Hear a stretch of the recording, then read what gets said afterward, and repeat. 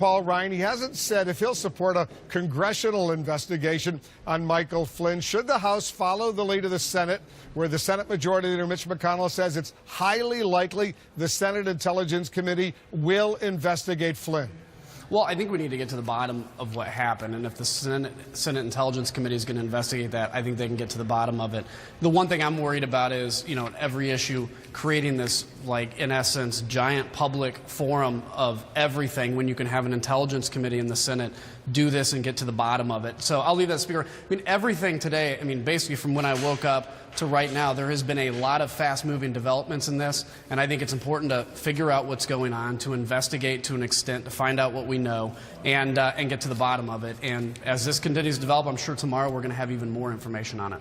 Senator Rand Paul of Kentucky said something today that raised a lot of eyebrows, saying it makes no sense to spend time having Republicans investigate Republicans. Let me put it up on the screen. He said, "I just don't think it's useful to be doing investigation after investigation, particularly of your own party. We'll never even get started with doing the things we need to do, like repealing Obamacare, if we're spending our whole time having Republicans investigate."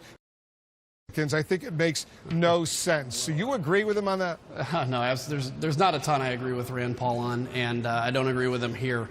Look, our job is to disregard party and to represent the American people, to get to the bottom of answers, to protect our country.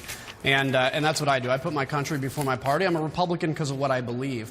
But at any time we have to investigate and have oversight, even against a Republican administration, we need to do it. Now, to Rand's point, though, about investigation after investigation after investigation, what we can't do is get bogged down with any time there's a question, we have a giant investigation about it. We need to have overall looks into what's going on. We need to have oversight. But to say somehow that we can't investigate our own party, I hope that was a misstatement instead of a statement of actually how he feels.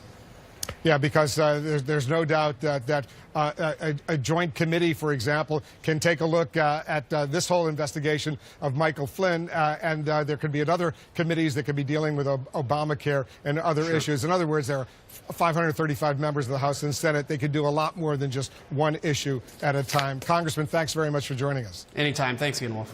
Still ahead, the all-important timeline. Stand by for the latest.